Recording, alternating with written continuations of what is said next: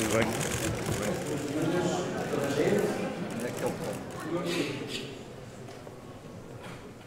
Então começávamos. Estamos com uma plateia com muitos estudantes, e ainda bem que assim é.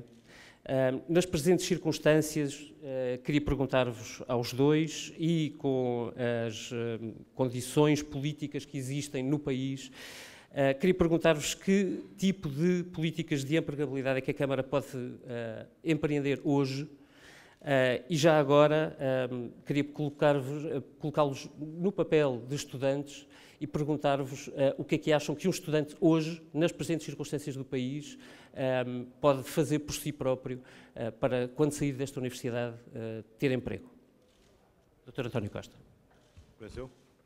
Boa tarde a todos. Queria começar por agradecer ao técnico e à Associação de Estudantes do Técnico a oportunidade de fazermos este debate, que é particularmente importante numa campanha onde, entre a Comissão Nacional de Eleições e as televisões, inventaram uma espécie de lei da rolha, onde nós não podemos falar com os eleitores, não podemos debater entre nós, como se não houvesse nada de importante a decidir nestas eleições.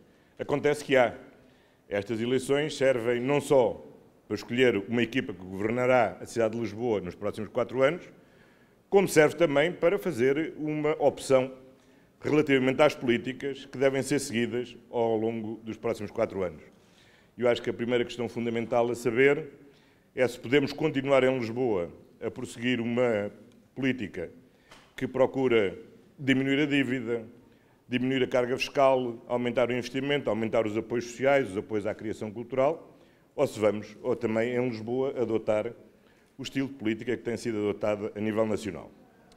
Nós, aqui há cerca de 3 anos, arrancámos com um programa de criação de startups que hoje trabalham numa rede com outras startups existentes, designadamente das universidades, e que ainda, semana passada, recebemos um prémio sobre a melhor startup nacional, é a Startup Lisboa.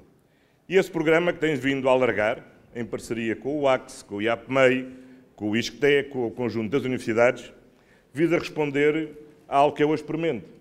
Nós somos a maior rede, a maior cidade universitária do país, temos 140 mil estudantes universitários, formamos cerca de 29 mil novos diplomados por ano e, portanto, se há uma emergência hoje no país, é sermos capazes de aproveitar esses recursos que o país produziu e não os deixar fugir. Se me pergunta o que é que há a dizer aos estudantes, bom, é o que eu digo ao meu filho, é ser o melhor estudante possível, ter as melhores notas possíveis, aprender o mais possível, porque isso é uma ferramenta que vai ser sempre útil ao longo da vida. Agora, nós temos de ter uma cidade amiga do investimento. Nós prevemos no novo Plano Diretor Municipal 3 novas centralidades empresariais, uma ao longo da Marechal Gomes da Costa, para reaproveitar os vazios que se foram gerando com várias empresas, outro um polo importante que se pode gerar na freguesia de Marvila, em torno do novo Hospital de Todos os Santos, e, em terceiro lugar, no conjunto dos parques Lispolis e o Parque do IAPMEI, que tem muito potencial de desenvolvimento e que têm excelentes acessibilidades e que podem ser um grande centro de fixação de emprego. Nós temos que apostar em todo o tipo de emprego, desde o comércio aos serviços e à indústria. E a dinamização da atividade turística é decisiva. Eu sei que agora está na moda criticar o número de hotéis que se geram na cidade, mas a verdade é que não é possível crescer na atração do turista e não ter oferta para dar aos turistas. E a geração de turismo não gera só emprego nos hotéis, não gera só emprego nos terminais de cruzeiros, não gera só emprego na ANA, na TAP e nas companhias de aviação. Gera emprego no conjunto da cidade. Não sei se temos noção, todos, que só com a pequena reforma que se fez do Terreiro do Paço e com a colocação de todos aqueles espaços que estavam desocupados ao serviço da cidade, como restaurantes, como cafés, como, enfim, as diferentes atividades que lá estão, temos ali 366 postos de trabalho criados só ali no Terreiro do Paço. Com a nova política que foi adotada, a dinamização do espaço público, com a promoção das esplanadas, dos quiosques, etc., tem-se gerado vários empregos. Ainda ontem, um dos jovens empreendedores, e com isto termino, que lançou a rede dos Banana Café, só essa rede criou 150 postos de trabalho ao longo dos últimos anos. Começando com um quiosque na Avenida, tendo outro agora no Terreiro de Paços, já tendo um outro em Belém, abrindo um novo na Praça do Município. E, portanto, isto é um conjunto de atividades que gera emprego. Emprego mais qualificado e emprego menos qualificado. Porque o problema é que nós não temos só desempregados qualificados. Temos também que responder aos outros e isso, obviamente, é uma necessidade e essa tem que ser uma prioridade. Dado importante, na Estratégia Lisboa 2020, que foi aprovada na Câmara com larguíssima maioria e, portanto, só com 2 abstenções, um dos 10 projetos estruturantes é um projeto a desenvolver em parceria com as universidades, com o Politécnico e com as escolas profissionais, que visa precisamente um programa de empregabilidade jovem. E eu creio que a próxima geração de fundos comunitários tem já-nos uma grande oportunidade para montarmos este programa de empregabilidade jovem. Porque se nós não formos capazes de aproveitar esta geração mais qualificada que temos, nós não estamos só a desaproveitar esta geração. Estamos a sacrificar todas as gerações futuras que não beneficiarão de um país mais qualificado que esta nova geração nos pode legar. Professor Fernando Seara. Antes de mais, cumprimentar o Sr. Presidente do Conselho Diretivo do Instituto Superior Técnico, saudar em Vossa Excelência toda a instituição, também saudar o Sr. Presidente da Associação de Estudantes, saudar o Sr. Presidente da Câmara Municipal de Lisboa. Um dos meus princípios institucionais é que Vossa Excelência é hoje ainda o Presidente da Câmara Municipal de Lisboa e, portanto, queria cumprimentá-lo a si e à sua direção, porque também estou em Lisboa, coisa que Vossa Excelência em Sintra faria a mesma coisa. E permita-me cumprimentar o seu querido filho. Sabe que eu sou daqueles... O Pedro, que acompanha o pai. O meu querido filho está em Angola, em Luanda, a trabalhar. E começo por responder, em parte, à pergunta do David. É evidente que hoje em dia a questão do emprego, aquela velha resposta, vou gerar rapidamente 150 mil novos postos de emprego. Também já vi isso, até vi isso em outdoors e vi cartazes, até aí está um ex-ministro desse governo. Mas a questão não é essa. A questão é que condições efetivas criamos numa cidade para a empregabilidade contemporânea. É evidente que nós estamos aqui no Instituto Superior Técnico e podemos sempre dizer empregabilidade contemporânea é um dos eixos estratégicos de uma política de cidades para os próximos 6, 8, 10 anos. A questão da reabilitação urbana, quer aqui, quer noutros concelhos limítrofes, com certeza gerará pelos fluxos financeiros que daí advirão, quer ao nível das câmaras municipais, quer ao nível dos privados, com certeza algum tipo de empregabilidade para uma realidade universitária, como é a realidade universitária do Instituto Superior Técnico. Porventura também, todas as questões, com certeza o Sr. Presidente da Câmara de Lisboa conhece, e o professor Manuel Salgado melhor do que eu, a necessidade de ponderar todo o problema e o risco sísmico de Lisboa, com certeza desenvolverá num quadro específico de apoio do novo quadro comunitário algumas matérias de empregabilidade. É indiscutível que a área metropolitana de Lisboa, e Lisboa hoje em dia é uma cidade atrativa em termos turísticos. Indiscutivelmente quer o short weekend, quer fundamentalmente todas as questões estratégicas que devemos aproveitar em razão da crise do Magreb e das problemáticas da Turquia e do Egito, e devemos aproveitar, e temos condições para aproveitar, e temos condições para aproveitar, conjugando necessariamente a promoção externa global portuguesa com a nova entidade de turismo de Lisboa e Valtejo, onde até o diretor executivo passa a ser o representante da Associação do Turismo de Lisboa. Ou seja, nós temos condições, independentemente das queixas dos outros, ou sobre os outros. É evidente que o Dr. António Costa quer situar estas eleições de 29 de setembro com uma tripla perspectiva: a avaliação pessoal, a avaliação do Governo e o seu desejo que está para além do Governo. Não ponho isso em causa porque são desejos legítimos. E esses desejos legítimos não podem ser minimamente postos em causa. Agora, cada um de nós tem esta dimensão de gestão, tem a dimensão de gestão da consciência da situação, ponto número 1, daquilo que devemos fazer. Por exemplo, eu proponho uma estabilidade fiscal e uma estabilidade de taxas em Lisboa nos próximos 4 anos, para que toda a gente saiba qual é a taxa de IMI nos próximos 4 anos, porque agora temos condições. Vem aí a nova lei das finanças locais, já estão garantidos os mecanismos de financiamento. A Câmara de Lisboa já reduziu a dívida através de contributo externo.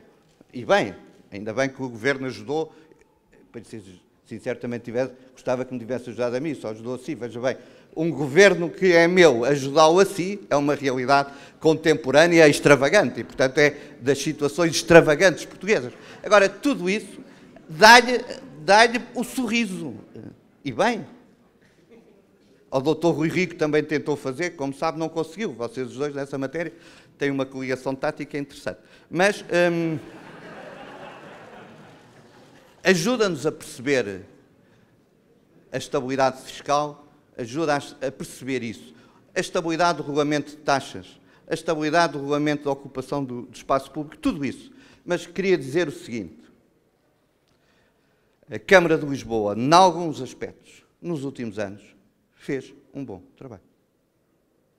Em alguns casos, vê-se a lógica da diferença. Naqueles que eu diferencio, é no âmbito da gestão, da limpeza, do espaço público, do planeamento cotidiano, do dia-a-dia. Eu não vou discutir o PDM e as linhas gerais do PDM que foram aprovadas. Foram aprovadas, têm que ser sedimentadas. Eu não vou pôr em causa as linhas gerais da Lisboa Incubadora. Foram feitas e estão sedimentadas. Eu não vou pôr em causa. Até porque, hoje em dia, as mudanças nos municípios são mudanças que têm a ver com o modelo de gestão, com o modelo de organização e com as formas de liderança. É isso. E, portanto, meu caro David Diniz, só uma nota e repito, ainda bem que o Pedro Costa cá está. Tenho muita pena que o Alexandre Seara não esteja cá. Nessa matéria, a minha saudade é imensa e o Pedro, e bem, acompanha o pai todos os dias, como em todas as campanhas. Um abraço para ti, espero que acabes o curso, boas notas, é isso que fazes bem, e depois aproveita o Erasmus e vai lá para fora.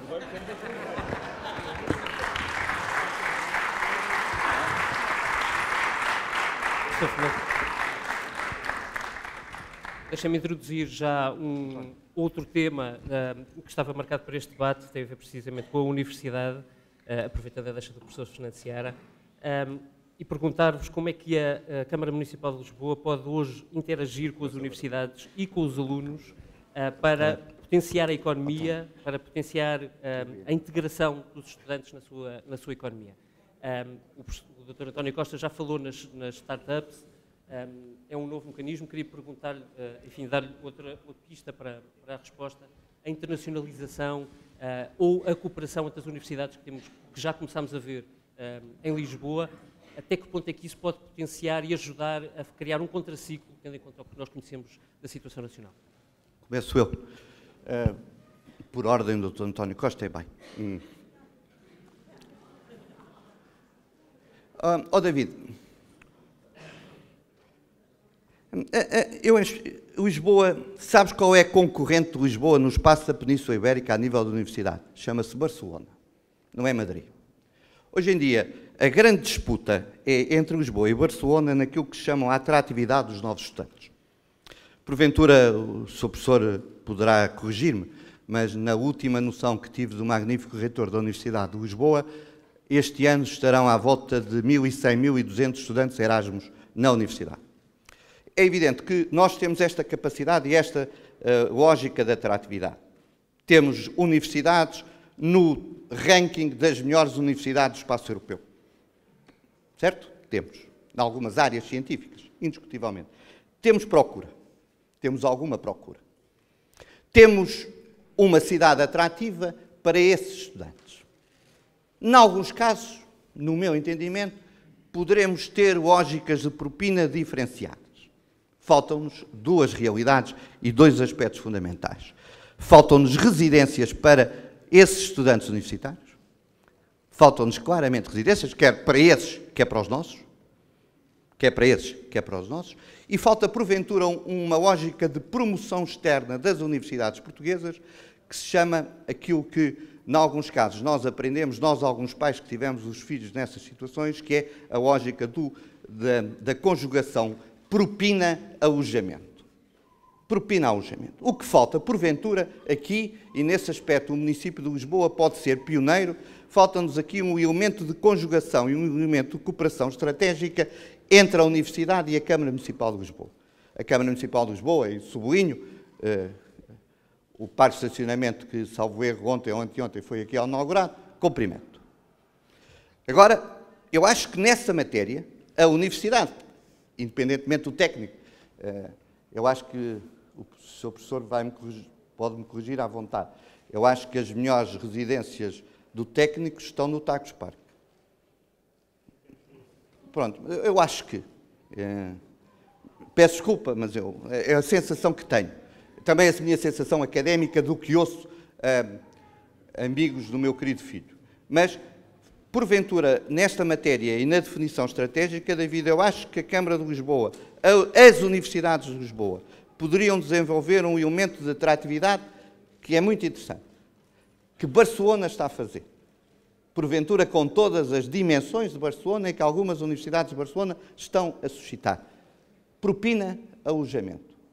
A ligação propina-alojamento global, com certeza traria outra dimensão à universidade, aqui ao técnico, e é um elemento novo de atratividade, é uma ideia que podíamos lançar a partir da Câmara Municipal de Lisboa, com a reitoria da Universidade de Lisboa, e que seria, no meu entendimento, uma ideia interessante. Porque a competitividade de hoje, ao nível das cidades e de uma cidade universitária, é com outro tipo de cidades universitárias europeias, na nova busca daquilo que eu chamo os novos interesses, os novos protagonistas e o conjunto da busca de novos saberes. Muito obrigado. Nós temos trabalhado muito estreitamente com as universidades, em primeiro lugar com um objetivo, que é contribuir para que as universidades possam trabalhar, tenham melhores condições para trabalhar. Foi por isso que com a Nova pudemos fazer o plano pormenor do campus de Campolide, que é fundamental para que a Nova possa ter ali uma nova centralidade.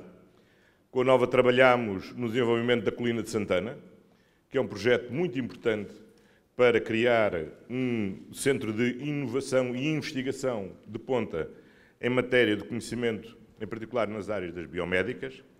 Temos trabalhado com a Universidade Católica no plano pormenor da Palma de Baixo, que permitirá o desenvolvimento pleno da Universidade Católica. Com a antiga Universidade Clássica, desenvolvemos o projeto da cidade universitária, e com a antiga Universidade Técnica desenvolvemos os projetos relativos ao Polo da Ajuda, que desbloqueou, por exemplo, a construção de uma nova residência universitária junto ao Polo da Ajuda, e fizemos 2 acordos muito importantes, quer com a Técnica, quer com a antiga Clássica, para a criação de 2 centros académicos.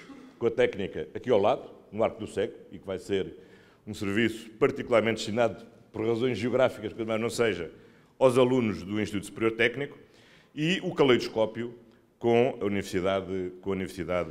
antiga Universidade Clássica. A fusão das 2 universidades, na nova Universidade de Lisboa, é uma oportunidade extraordinária para a cidade, porque vai permitir a estas universidades crescer na sua capacidade de internacionalização. E no programa que temos, com o acordo que fizemos com as 3 antigas universidades públicas, que designámos Lisboa Cidade Erasmus, um dos objetivos que tínhamos era a duplicação do número de estudantes Erasmus na cidade de Lisboa em 5 anos. Felizmente, em 3 anos, esse objetivo foi alcançado e é um objetivo que agora poderemos prosseguir. Há um domínio particularmente interessante, onde pode haver interação entre a universidade e o município, que tem a ver precisamente com a reabilitação urbana.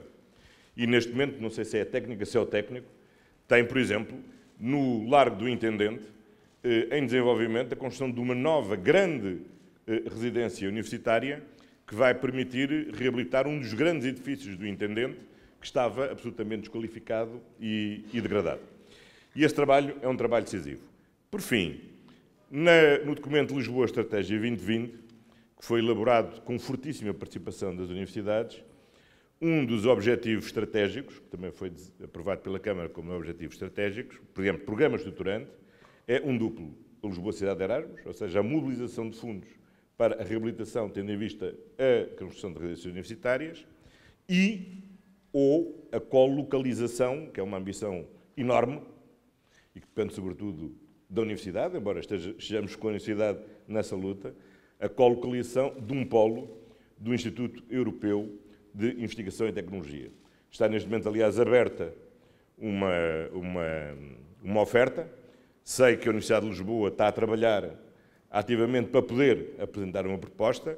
É algo que é muito exigente, muito difícil, mas sei que o Sr. Reitor está 100% empenhado neste objetivo e que sabe que poderá contar com todo o apoio da Câmara na prossecução desse objetivo.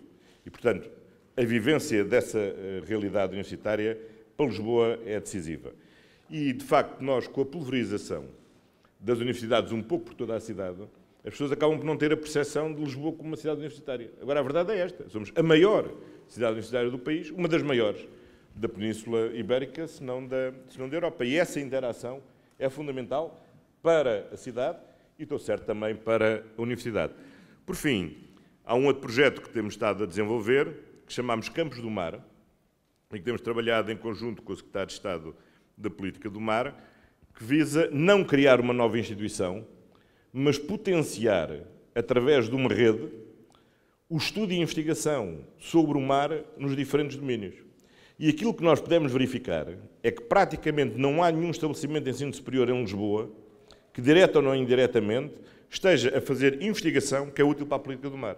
Desde as faculdades de Direito, onde estudam o direito do mar, aos cursos de Mecânica, onde se desenvolvem muitos projetos de robôs, se assim posso falar com esta vontade, que possam explorar o fundo do mar, às farmácias, às medicinas, às ciências naturais, em todas elas temos vindo a mapear trabalhos. E é a articulação desta rede que pode ajudar a que Lisboa possa ser um bom centro de investigação de nível mundial em matéria das ciências do mar. Posso só dar uma nota? É evidente que aquilo que o Dr. António Costa referiu está certo, é indiscutível. Agora também estamos no âmbito da percepção da competitividade. É evidente que a percepção da competitividade exigirá que a Câmara e o município de Lisboa e as forças vivas de Lisboa, inclusive as forças vivas sobre o ponto de vista académico, façam tudo para não haver nenhuma deslocalização para nenhum município próximo de nenhuma estrutura universitária de pós-graduação ou de MBA. E, portanto, porventura, a defesa intransigente com condições específicas por parte do município para que não haja, no âmbito de fusões estratégicas e cooperação estratégicas entre a Universidade Católica e a Universidade Nova, nenhuma deslocalização para outro tipo de territórios municipais próximos. É evidente que essa dimensão é fundamental para Lisboa. É indiscutível, eu só dou esta nota. Nós vamos passar também aqui, no âmbito universitário de Lisboa, por um conjunto de múltiplas fusões. Não estamos a falar apenas da fusão no setor público, vamos passar por fusões no setor privado das universidades. E esta questão da fusão dos setores privados nas universidades privadas é alguma coisa que tem que ter dimensão, que tem que ter lógica, que tem que ter desenvolvimento estratégico. Mas é indiscutível que se nós pegarmos em Lisboa e no tecido universitário de Lisboa, pegamos em alma, pegamos em criação, mas também pegamos necessariamente numa disponibilidade permanente que tem que ser a realidade municipal para todas as formas de apoio. Posso só acrescentar um bocadinho? Só para dizer o seguinte, eu aqui tenho uma divergência com o Fernando de Seara, pelo seguinte, porque Lisboa tem que ter a noção que é mais do que Lisboa. Quer dizer, Lisboa não pode viver em competição com os concelhos vizinhos. Pelo contrário, tem que viver em parceria com os concelhos vizinhos. E o novo paradigma da ação municipal...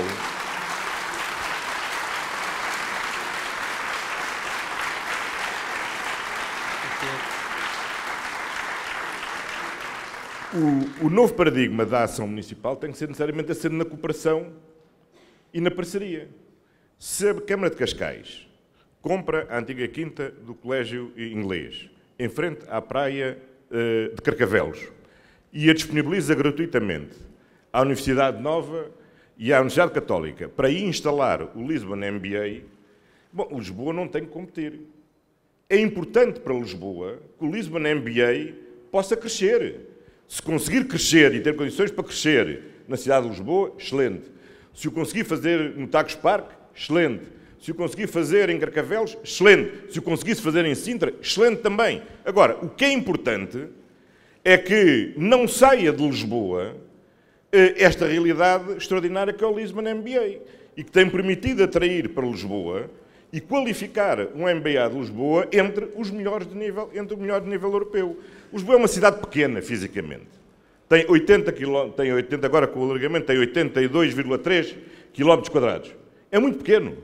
Só para ter uma noção, uma freguesia que Fernando Seara conhece bem, a nova freguesia da Terrugem, em São João das Lampas, tem um terreno, tem uma área idêntica à da cidade de Lisboa. E é uma freguesia no norte do concelho de Sintra. Portanto, Lisboa é territorialmente pequena. Portanto, há um tipo de oferta que, mesmo que gostássemos, não podíamos fazer. Se alguém quiser instalar uma fábrica de produção de aviões, em Lisboa não temos terreno para a instalação de uma fábrica de produção de aviões. Agora, porventura há em Sintra, porventura há em Louros, porventura há em Vila Franca de Xira, porventura há no Montijo, porventura há no Barreiro, e, portanto, a cidade metropolitana tem que se estruturar como tal. E Lisboa não tem que viver angustiada com isso, pelo contrário, tem que cooperar em conjunto. Temos-lo feito, aliás, bem, numa área, que é a área do turismo, que o Fernando conhece bem, que ainda este ano não, há 2 anos, aderiu de Sintra, há 4, à Associação de Turismo de Lisboa, porque, de facto, a promoção internacional tem que ser feita a esta escala. Quando nós vendemos Lisboa, não podemos vender só os Jerónimos e o Parque das Nações. Temos que vender os Jerónimos, o Parque das Nações, o Parque Natural de Sintra-Cascais, a linha de praias da Costa do Estoril, a linha de praias da Costa da Caparica. É este conjunto, o turismo religioso em Fátima, é este conjunto que é uma oferta internacional. Sempre que nós chegamos lá fora e falamos Lisboa, bom, não podemos falar dos 80 km². Se falamos só dos 80 km², 2/3 daquilo que as pessoas nos querem falar, daquilo que nos aparece como interesse de investimento, não se realiza. O que nós temos de fazer, e sim, é a experiência de sucesso que tem sido a Associação de Turismo de Lisboa, conseguir lá alargar outras escalas económicas e, designadamente, à promoção económica do conjunto da região. Só uma nota complementar. É evidente que quando eu falei do complexo da Nova em Carcavelos, falei com a consciência que há espaço em Lisboa para isso. Portanto, só para dar nota. E só para lhe dar nota, em alguns casos é possível ter a criatividade para seduzir a estampa.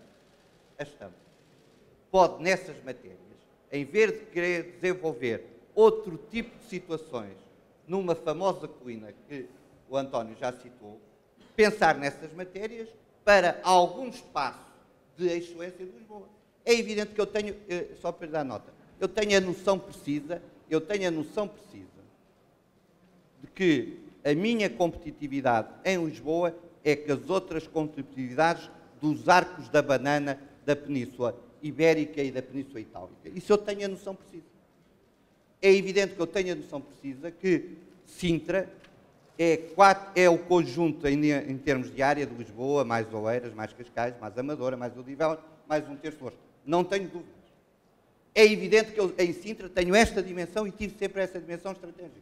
Agora, é indiscutível que, em alguns casos, Lisboa, espaço de excelência universitária, deve procurar aqui todos os mecanismos para os manter aqui, independentemente de qualquer tipo de sedução da praia de Carcavelos, que é ótimo. Não ponho em causa a competitividade, mas aí, António, a sua competitividade aí, quando porventura chegarmos à mobilidade, já cede com a sua municipalização dos transportes. Aí você já cede.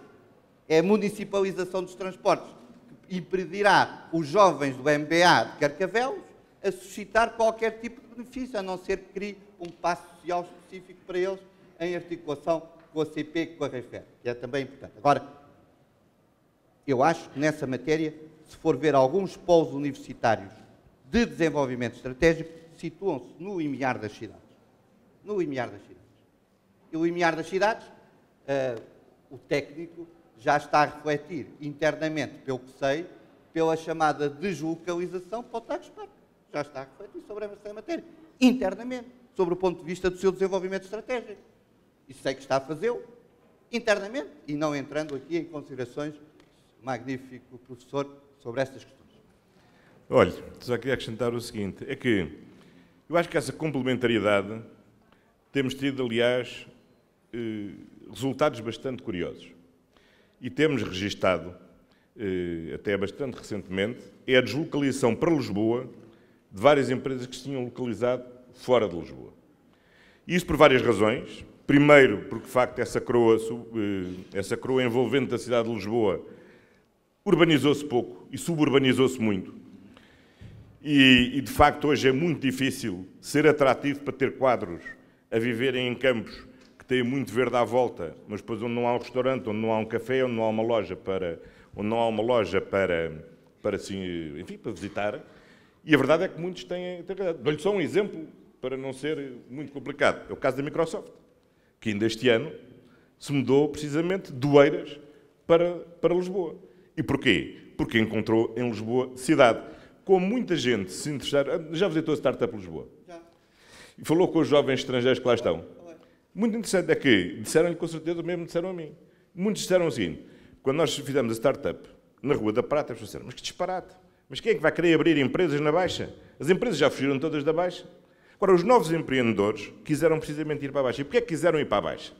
Porque os novos empreendedores querem estar no sítio onde há mais densidade de movimento, onde mais coisas acontecem e que estão a 2 palmos de apanhar o comboio para irem fazer surf à hora do almoço a Carcavelos e poderem voltar à tarde para poderem voltar às suas engenharias e às suas computarizações e à sua produção de produtos informáticos. Portanto, essa relação da cidade com o exterior, a única coisa que nós podemos retirar daqui é uma falha que eu sei que partilha.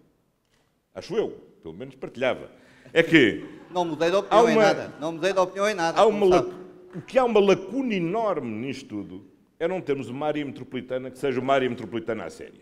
E que tenha a competência nos transportes, e que tenha a competência na promoção económica toda e não só no turismo, e que possa efetivamente integrar esta cidade que já extravasou há muito estes 82,3 km da cidade de Lisboa e que tem que ser mais abrangente. Dr. António Costa, aproveitando... Só uma nota para o Dr. António Costa não ter dúvidas. Trago-lhe um livro que acabei de publicar, com todo o gosto, vou-lhe oferecer a capitalidade, e eu não falo da capital, a capitalidade está aí mesmo escrito, o confronto e a responsabilidade da mudança. Quando eu falo da capitalidade, falo da Lisboa, capital, região de uma zona metropolitana atrativa. Aí tenho todo o gosto, falta-me fazer a dedicatória que fica para o fim. Muito bem. Tem outro valor.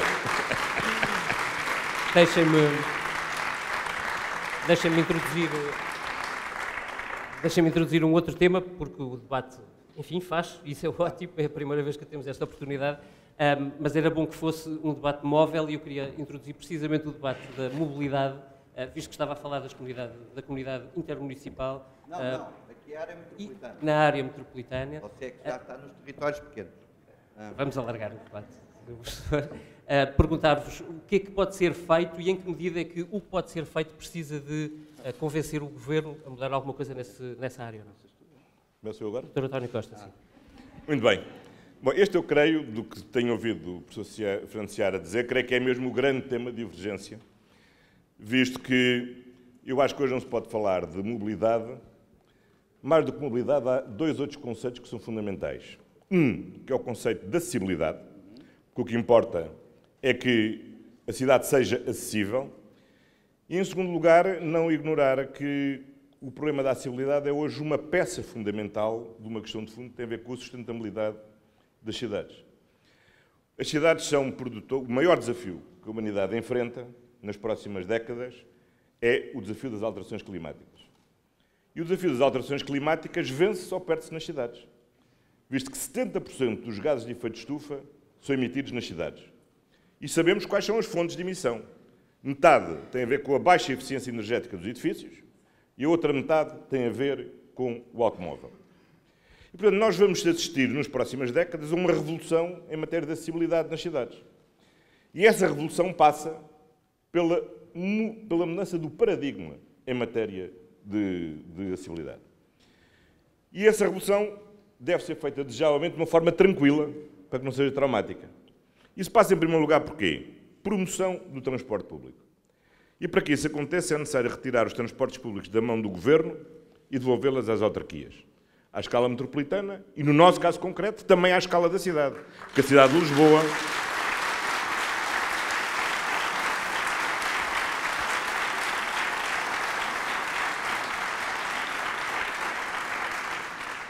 O que temos assistido, aliás, no último ano, é bem exemplar da necessidade de retirar os transportes públicos da mão do Governo.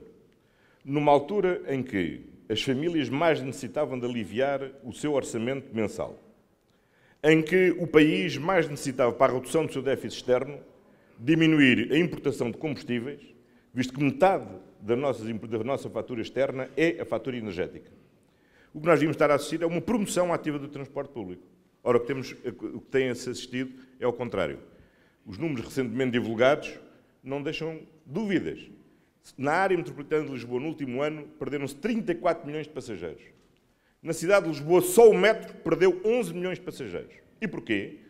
Porque, em vez de promovermos o transporte público, o que o Governo está a fazer é a cortar carreiras, a diminuir as frequências, a diminuir as composições do metropolitano, a aumentar o custo dos transportes, a tirar o passe à terceira idade, a tirar o passe menos para os estudantes, e, portanto, isto tem acontecido, é que as pessoas estão, efetivamente, a abandonar o transporte público. E o Secretário de Estado diz com uma grande autossatisfação, não, as pessoas não deixaram de andar, passaram a fazer fraude, como se a promoção da fraude fosse a medida do sucesso de uma política. Ora, nós temos que tirar o transporte público e, das mãos do Governo, devolvê-lo às autarquias para pôr ao serviço das pessoas e ao serviço da cidade. Em segundo lugar, nós temos de apostar em outras formas de mobilidade suave. Não só as ciclovias, mas, sobretudo, um personagem que na cidade tem vindo a ser muito esquecido, que é o peão. Nós desenvolvemos, ao longo deste mandato, está neste momento em discussão pública, um instrumento fundamental, que é o Plano de Acessibilidade Pedonal. E o Plano de Acessibilidade Pedonal visa que, até 2017, a cidade elimine o conjunto de barreiras arquitetónicas e crie percursos cómodos e confortáveis para que invisuais, pessoas com mobilidade reduzida e idosos possam andar com segurança na cidade de Lisboa. Todos sabemos que a calçada é uma marca identitária da cidade e temos que defender a nossa calçada artística. O desenho, as ondas do Rossio, os restauradores, são grandes marcas de qualidade da nossa calçada artística. Agora, não tenhamos dúvidas, e sejamos sinceros, na generalidade dos percursos, a utilização da calçada é uma violência para as pessoas que circulam na cidade de Lisboa. E não são só as senhoras de salto alto, somos nós, todos nós já escorregamos na calçada. São as pessoas idosas, são as pessoas que se têm que amparar numa bengala, são as pessoas que querem andar de cadeira de rodas e que não conseguem, são as pessoas que tropeçam nos buracos, são as pessoas, que escorregam. Nós temos que ter uma mudança do paradigma dos passeios na cidade de Lisboa e essa tem que ser uma grande aposta do próximo mandato. Temos, em terceiro lugar, que alterar a lógica do tipo de motorização. Nós não podemos continuar a fomentar os motores de combustão que consomem combustíveis fósseis. Nós, de facto, temos de apostar na mobilidade elétrica. Eu creio que o Governo, tal como fará certamente com as novas oportunidades, com o Simplex e com outros programas do género, está à procura de uma nova marca para voltar a fazer o que é necessário fazer. Chame-se isso ou chame-se outra coisa. Agora, a promoção da mobilidade elétrica tem que ser feita. E quando finalmente esquecerem que era uma marca de outro Governo e perceber-se que estes projetos são projetos estruturantes para o país e que não é a marca do Governo A, nem a marca do Governo B, mas que têm que ser projetos que o país tem de ser capaz de prosseguir duradouramente, continuadamente, independentemente dos ciclos políticos, nós, de facto, não conseguiríamos ter uma cidade que tenha melhor qualidade na sua mobilidade. E temos que ter, porque nós temos que nos movimentar, mas temos que nos movimentar sem sacrificar a sustentabilidade ambiental da cidade, porque esse é um dado precioso. Os números sobre a qualidade do ar na cidade de Lisboa é algo que deviam preocupar todos aqueles que criticam com facilidade as alterações no trânsito da Avenida da Liberdade, ignorando que a semana passada a CCDR nos veio dizer uma coisa fundamental. Graças a estas alterações, pela primeira vez, se nada de extraordinário acontecer do ponto de vista atmosférico, é a primeira vez que conseguiremos cumprir as normas de qualidade do ar da União Europeia. Isso não significa só poupar 1,9 milhões de euros de multa, mais 630 euros de multa por dia, que teríamos que pagar se não nada fosse alterado. Significa, sobretudo, melhorar a qualidade do ar e isso significa resolver um problema gravíssimo de saúde pública no coração da cidade de Lisboa. Dr. António.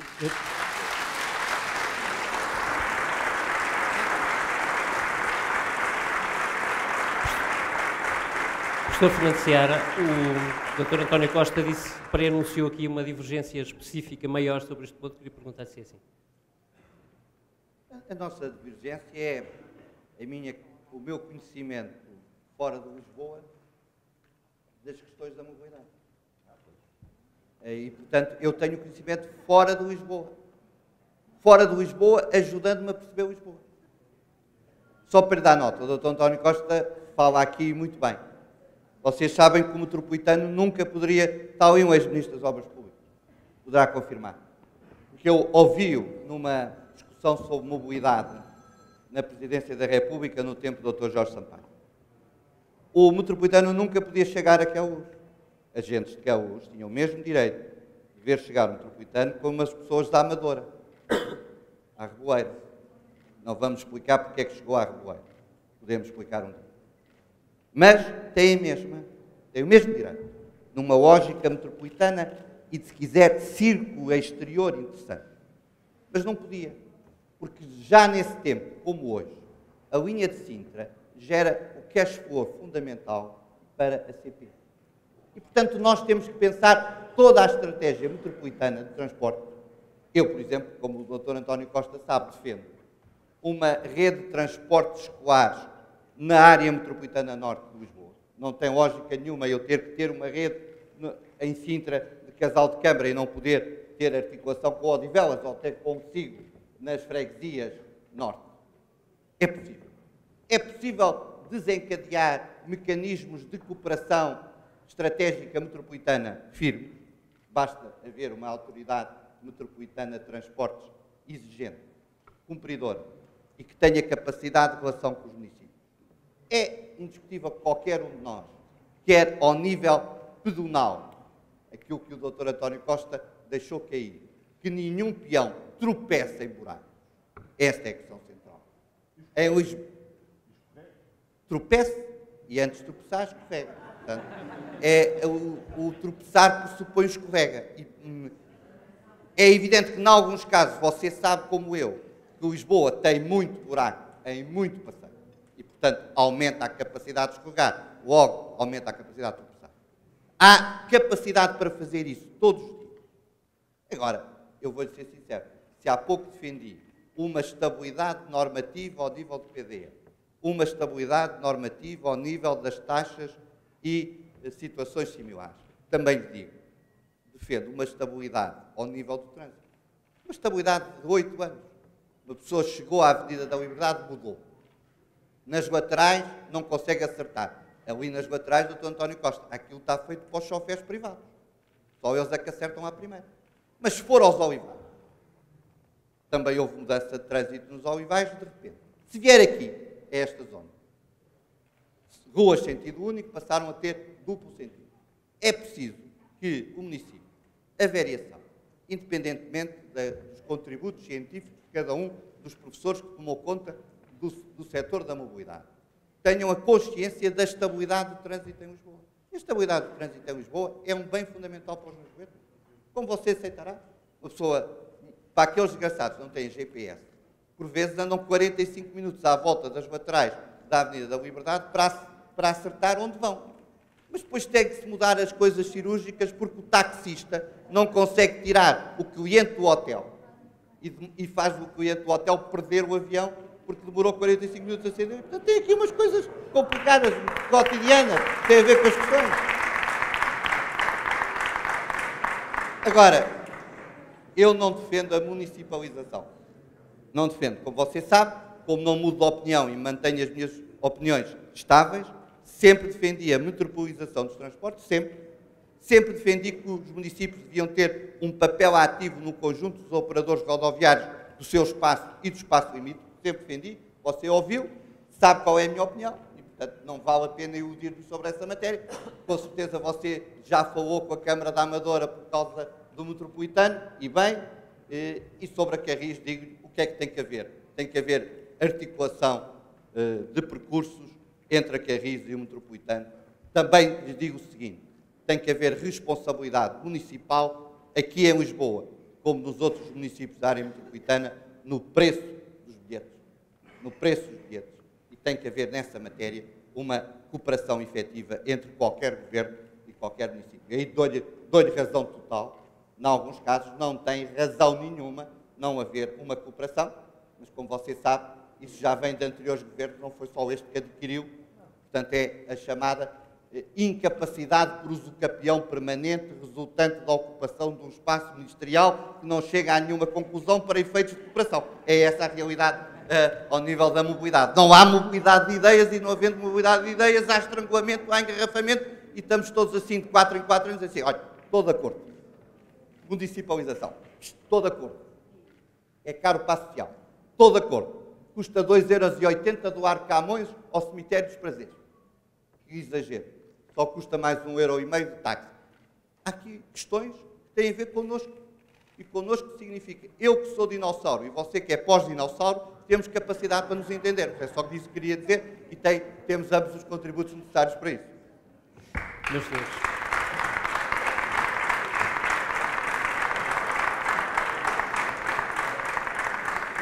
Para cumprirmos uma hora de debate, não nos resta muito tempo, faltam-nos 10 minutos. De todo modo, há um tema que nos sobra e que eu acho que é importante, que queria deixar, antes de vos deixar e de vos entregar ao Presidente do Instituto Superior Técnico. Esse tema é o da habitação. Este é um concelho envelhecido, digamos assim. Falámos já da universidade e da necessidade de criar empregos para fixar as pessoas. Até que ponto é que é possível fixar também essas pessoas do ponto de vista da habitabilidade da cidade, com que instrumentos, e já agora, deixando essa provocação para o debate, quem é que tem o melhor argumento para convencer o Governo, seja em mudar a lei do arrendamento, seja em atribuir isenções ou benefícios fiscais, como propõe o professor Fernando Seara, por exemplo, no seu programa? Aquilo que está, digo-lhe o seguinte, sobre o edificado. Lisboa tem, neste preciso momento, a idade média dos alojamentos de Lisboa são 61,90, são 62 anos. O que significa que Lisboa, objetivamente, tem necessidades dos próximos 10 anos de um grande investimento público e de um grande investimento privado para a reabilitação. Isso é claro em Lisboa. Podíamos desenvolver, fiz um estudo por freguesia, cada uma das situações da média de edifício, da média da idade do edifício. Lisboa tem, neste preciso momento, 50.209 alojamentos vagos, que significam, no âmbito do município, 15,5% do total e que corresponde a cerca de 7% do território nacional. Isso é importante, porque quer ao nível da idade, quer ao nível dos alojamentos vagos, quer ao nível da proporção dos arrendatários, temos um conjunto de arrendatários. Você repare, neste preciso momento, Lisboa tem 24% da população, 23,9% referenciado aos censos de 2011, com mais de 65 anos. Mas, com mais de 75 anos, tem 12,9% da população.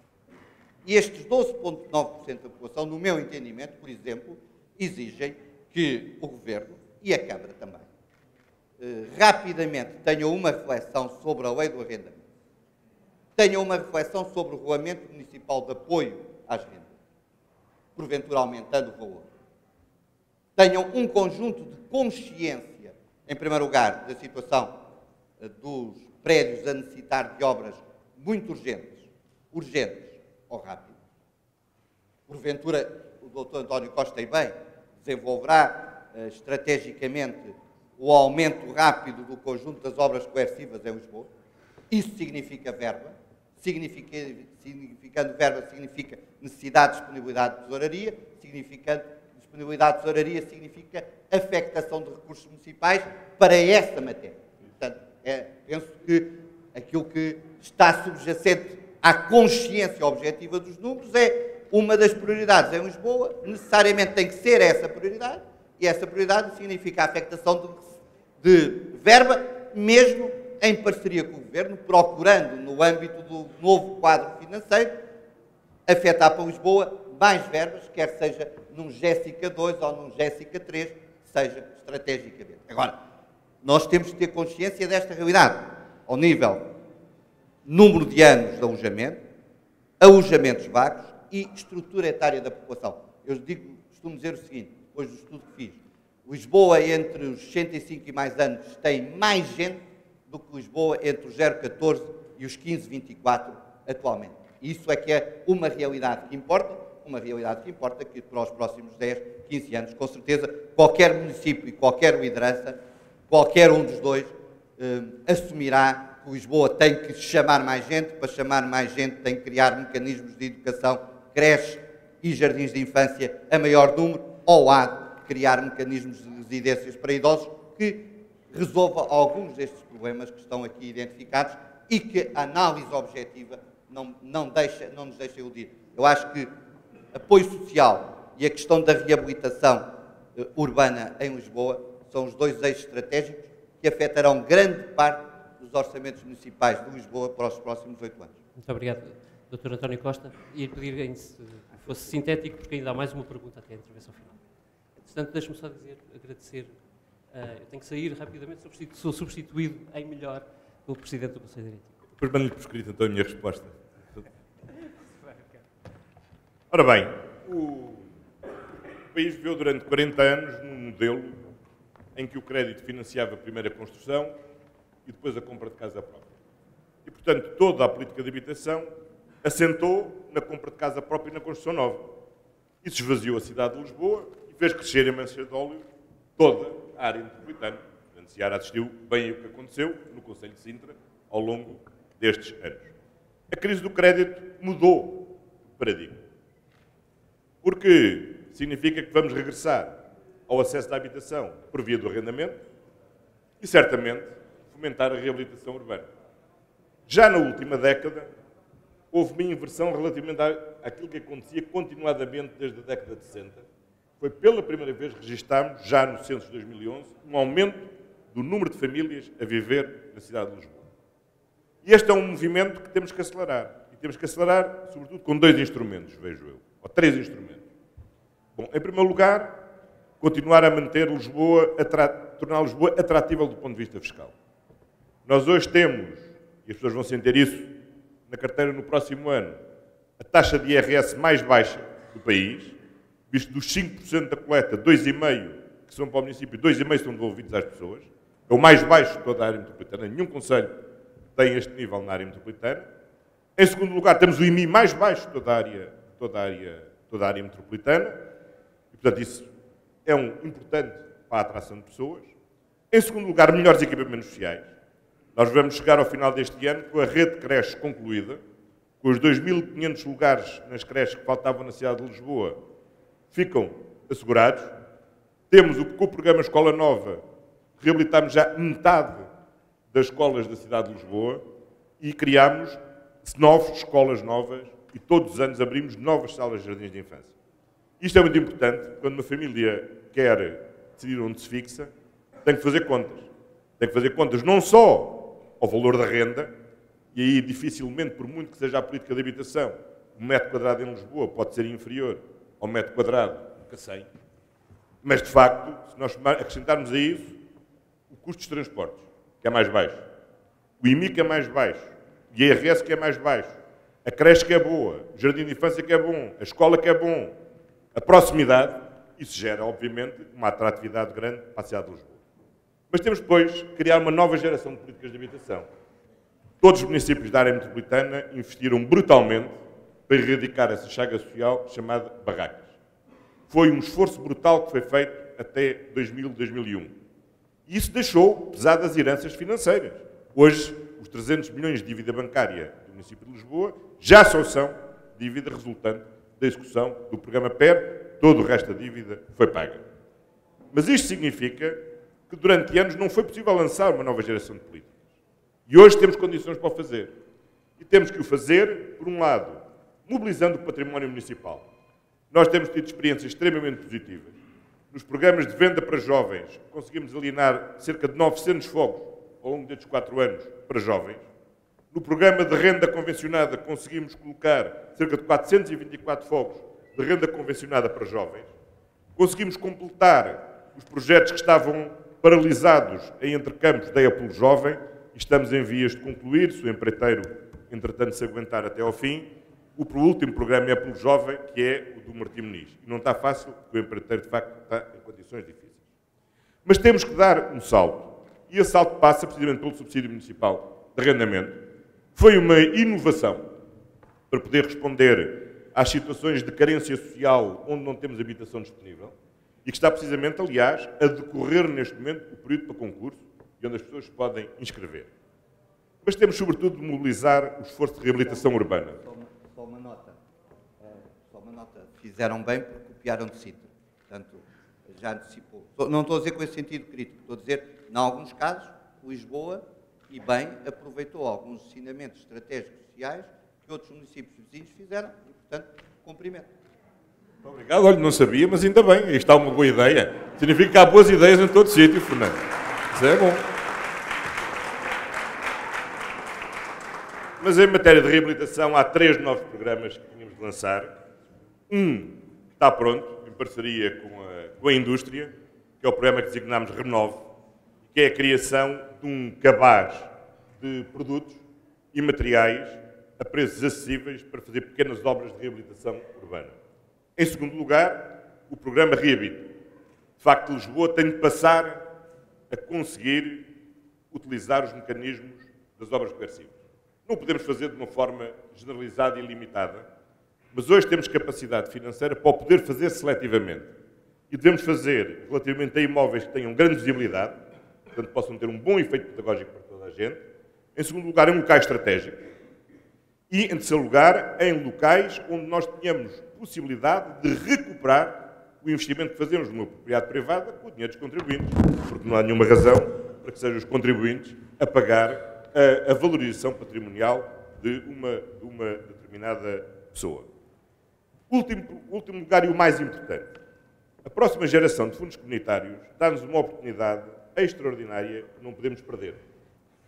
Porque, pela primeira vez, os fundos comunitários vão permitir financiar a reabilitação do edificado, desde que isso vise, por um lado, melhorar a eficiência energética, isso permite-nos financiar as intervenções sobre as coberturas, sobre as fachadas e sobre os vãos, e, por outro lado, intervenções que permitam melhorar a resistência a catástrofes naturais. E numa cidade de elevado risco sísmico, como é a cidade de Lisboa, isso permite-nos financiar também o reforço estrutural. E, portanto, se nós casarmos eficiência energética e resistência antissísmica, nós podemos montar um bom programa de reabilitação urbana. Podemos, aliás, majorá-lo, se tivermos a inteligência de conseguirmos montar toda a fileira, a começar na universidade. Porque se nós conseguimos chamar a universidade para isto, nós, aos fundos destinados ao bolo nacional, podemos acrescentar a capacidade de atração de mais fundos comunitários para o país através do Programa Ciência, que é um programa onde, infelizmente, nós temos baixíssima taxa de utilização, onde não estamos a concorrer com os outros municípios do país, mas, pelo contrário, estamos a acrescentar fundos ao país. E se o fizermos no domínio da investigação de projetos inovadores, de materiais inovadores, de técnicas inovadoras, nós conseguimos fazer. Podemos juntar a isto também o financiamento dos fundos para a competitividade, se associarmos a isto as empresas. O projeto piloto que neste momento estamos a desenvolver no bairro da Boa Vista é particularmente interessante, porque é um projeto de reabilitação em que estamos a utilizar novos produtos desenvolvidos pela indústria nacional para o revestimento externo, associando designadamente a cortiça, enfim, numa escola técnica, não me vou pôr em muitos pormenores, para não dizer asneiras, que um jurista facilmente diz asneiras em matérias químicas e, portanto, é melhor ser por dentro. Mas, portanto, cortiça, associa cortiça e outros polímeros de forma a melhorar, e é um programa inovador. Se o conseguirmos replicar, isto pode mobilizar outros fundos e dar mais músculo a este programa de reabilitação urbana. Agora, isso tem que ser necessariamente a chave. Porque estamos, de facto, num ciclo novo do ponto de vista biológico na cidade de Lisboa. Em 2001, com isto termino, só para sublinhar que as cidades não são imutáveis. Em 2001, as freguesias mais envelhecidas da cidade eram as do casco histórico. Hoje, são aquelas que têm maior índice de rejuvenescimento. Porque foi aquelas onde, naturalmente, o ciclo da vida libertou fogos e permitiu a sua reocupação por uma nova geração. Neste momento, as freguesias que têm maior índice de envelhecimento são o conjunto destas freguesias de São João de Deus, Alvalade e São João de Brito, que é toda uma geração que se veio aqui instalar na década de 40, precisamente no impulso do Eduardo Pacheco, e que estamos a chegar a um ciclo, ao fim de um ciclo. E a minha geração, que era filha da geração que veio fundar aqui esta linha de Alvalade, e que já não encontrou casa aqui, e teve de ir viver Patilheiras ou Palta de Lisboa, está a produzir uma nova geração que está a conseguir vir ocupar as casas libertadas pelos avós. E isso é uma mutação que nós temos que fazer e que vai acompanhar necessariamente o futuro da cidade. Agora, temos é que nos manter firmes relativamente àquilo que são os 3 grandes objetivos estratégicos que foram definidos na Carta Estratégica, no Plano Diretor Municipal e na Estratégia Lisboa 2020. Mais pessoas, mais empregos e melhor cidade. Ou seja, temos uma melhor cidade que seja mais atrativa para as empresas, que gerem emprego, que assegure o rendimento a pessoas que sintam esta cidade como mais agradável para viver. Se conseguirmos ser firmes neste objetivo, nós conseguiremos certamente alcançar estes objetivos. Muito obrigado. Muito bem.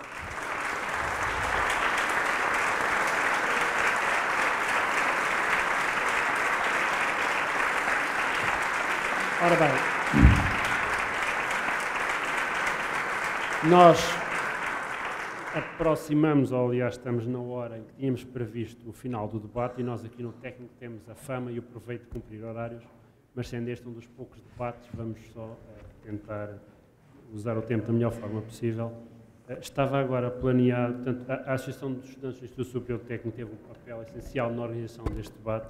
Eu ia pedir ao seu Presidente, o Pedro Sereno, que colocasse uma questão. Eu depois colocaria também uma questão do meu lado, digamos, da direção do técnico. Pedia-vos respostas relativamente rápidas a essa questão e depois terminaríamos com uma intervenção também rápida, mas final, de cada um dos candidatos. Pedro? Ok. Antes de mais, gosto bastante de ouvir serem aqui discutidos temas que afetam os jovens e preocupam os jovens, nomeadamente a habitação, o emprego, a mobilidade. Lançava assim mais um tema que é a segurança, ou seja, dou o exemplo prático do Instituto Superior Técnico, como sabemos, as redondezas não são propriamente as mais seguras, de vez em quando há casos aqui de roubos, entre outros, inclusive há uns anos atrás houve também um colega nosso, o Ricardo, que foi assassinado aqui perto, portanto saber qual é que eram as propostas de ambos os candidatos, no sentido da segurança, neste caso em geral, para a cidade de Lisboa. E deixar também, por fim, o desafio, peço desculpa, só mais uma perguntinha, mas esta é muito rápida, o desafio de se estarão dispostos, ganhe quem ganhar, no futuro, a reunir com o Movimento Associativo Estudantil de Lisboa, no sentido de trabalharmos em conjunto para desenvolver as propostas que melhor trarão à cidade de Lisboa. Obrigado. Talvez o Dr. António Costa.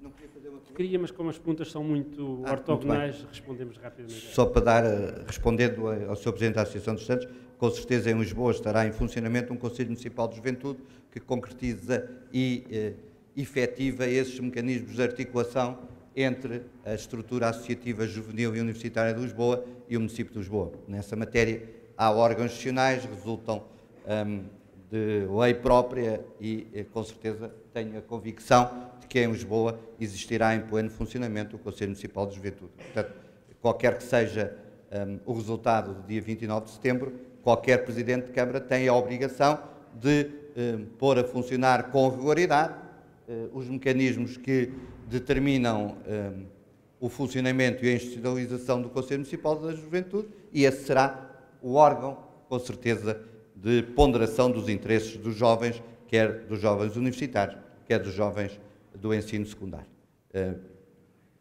A questão da segurança que você pôs. A questão de segurança, a questão fundamental de segurança é aquilo que eu chamo um binómio. A articulação com as forças de segurança, e aqui em Lisboa apenas com a PSP, mas há um elemento de segurança fundamental que, porventura, Lisboa pode desenvolver, pode acrescentar e pode ser dessa matéria paradigmática. Se você for agora, para além daqui desta zona limítrofe do Instituto Superior Técnico, mas se você for à nova zona do Cais da Ribeira, a Cais da Ribeira acabou de ter um projeto de obra substancial. Mas se você for passear, como eu fui passear à noite, para aquela zona, a iluminação é uma iluminação deficiente. Todos nós sabemos que uma boa iluminação reduz fortemente o sentimento de insegurança. Melhor, aumenta o sentimento de insegurança. Uma das políticas estratégicas, e agora vou ser provocador se você me permite, uma das políticas estratégicas daquilo que chama a teoria leninista, que, por exemplo, em algumas cidades brasileiras, sempre tão interessantes de análise, o partido, o PT, desenvolveu, foi a iluminação pública. Uma forte iluminação pública. Uma rigorosa iluminação pública. Eu vou dizer mais. uma fiscalização pública se todas as lâmpadas estão acesas e se não há muitas lâmpadas apagadas. Se você fizer um percurso em Lisboa, em alguns sítios, entre Campolide e Telheiras, vai reparar, hoje à noite, que estão centenas de luzes apagadas, fundidas. E isso é evidente que aumenta o sentimento de insegurança.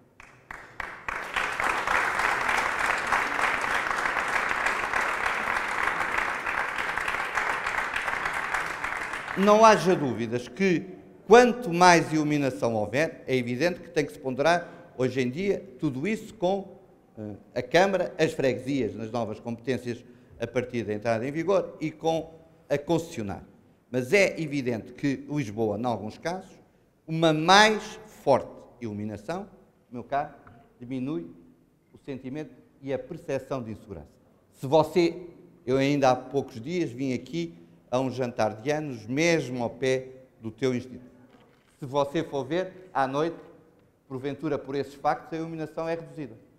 Não sei se há um mecanismo associado entre espaço e iluminação, ou luzes fundidas. Agora, que é fundamental, em alguns casos, aumentar a iluminação pública em algumas zonas da cidade, é, como é fundamental, em alguns casos, aumentar a limpeza, é, que se nos casos é necessário aumentar a estabilidade dos passeios, é, mas isso, com certeza, o Presidente da Câmara Municipal de Lisboa já esta noite vai mandar ver as luzes fundidas entre Campolide e Jorge.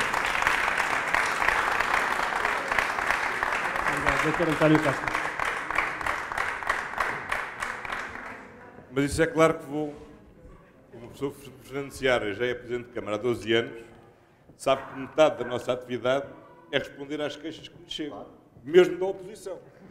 Não, mas oh, António, mas foi a oposição que lhe permitiu dizer, e bem hoje neste debate, que você pratica em Lisboa as mais baixas taxas de IMI e a redução de IRS. Foi mesmo a oposição. Portanto, nesta matéria, eu estou a dizer isto no sentido de cidadania. Não falou aqui. Reparar, nós temos que ser suficientemente, e somos os dois adultos, para nos respeitarmos. Qualquer que seja o Presidente da Câmara do dia 29 de setembro, cada um dos dois que nos continuaremos a cumprimentar cordialmente.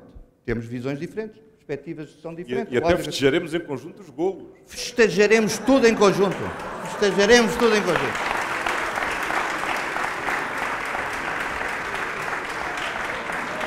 Olha, só nessa matéria, essa matéria é a única matéria em que eu estou seguro de que nós dois estamos seguros que partiremos tudo em conjunto. Sempre. Mas há uma coisa que é evidente, é que apesar da segurança não ser uma responsabilidade direta do município, o município contribui positivo ou negativamente para a criação de condições de segurança. Na iluminação pública, na limpeza e na higiene do espaço público, na relação que mantém com as forças de segurança, no próprio desenho arquitetónico. Todos sabemos que os prédios de arcadas são prédios criminosos, enquanto que fachadas limpas, onde todos possamos ver face a face, são mais seguras. Enfim, em tudo isso, o município tem contributos importantes a dar. Nós temos uma boa parceria com a PSP no respeito aos programas de videovigilância. Infelizmente, só no bairro Alto é que conseguimos ver aprovada pela Comissão Nacional de Proteção de Dados, proibiu designadamente para a zona da Baixa e para todo este eixo da Almirante Reis. Há outras formas inteligentes em que podemos contribuir para os problemas de segurança. Não quero puxar muito da brasa à minha sardinha, mas dou um exemplo. O que fizemos no Largo do Intendente foi um contributo decisivo para a melhoria da segurança em toda aquela zona e em todo aquele eixo. E o que fizemos no Intendente é replicável noutros sítios onde o podemos fazer. Eu não tenho a menor das dúvidas, quando a Revisco Pais tivermos na Revisco Pais conseguido prolongar o projeto da Duque d'Ávila e a Revisco Pais passar a ter a animação que a Duque d'Ávila já tem, o nível de segurança vai aumentar imediatamente. Porque um dos maiores fatores de insegurança é a desertificação. É a ausência de pessoas. E isso, obviamente, temos que poder ajudar todos contribuir para diminuir. Mas também quero dizer mais uma coisa relativamente às forças de segurança.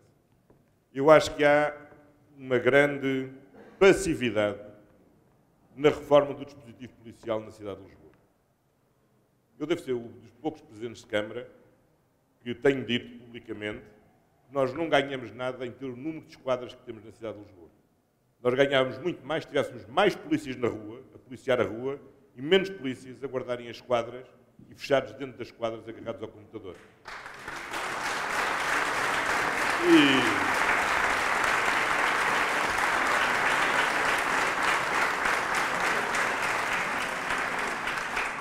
E tenho pena que há 6 anos esteja paralisado um projeto que estava pronto há 6 anos, de reestruturação do dispositivo policial, e tenho pena também que o atual Ministro não tenha avançado num projeto que tem e que, pelo menos numa das fases em que eu conheci, era um programa aceitável e que melhorava o dispositivo de segurança.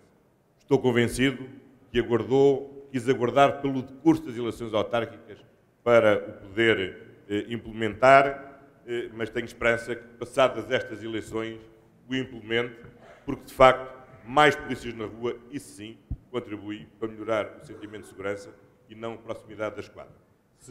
Eu conto só uma história que costumo, Fernando Seara já me ouviu contar, mas se calhar nem todos ouviram.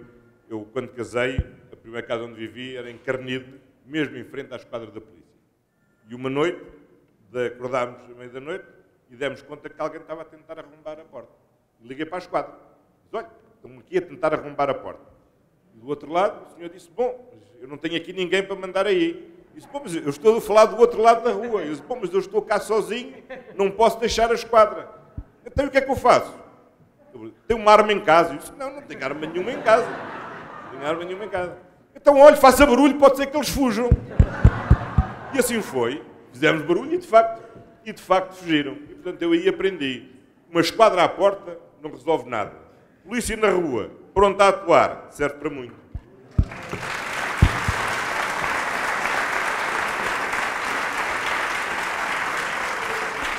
Sr. Professor, Muito bem. posso só fazer 2 comentários? É evidente que o Dr. António Costa teve tempo para resolver isto tudo quando foi Ministro da Administração Interna e com certeza resolveu. Ponto número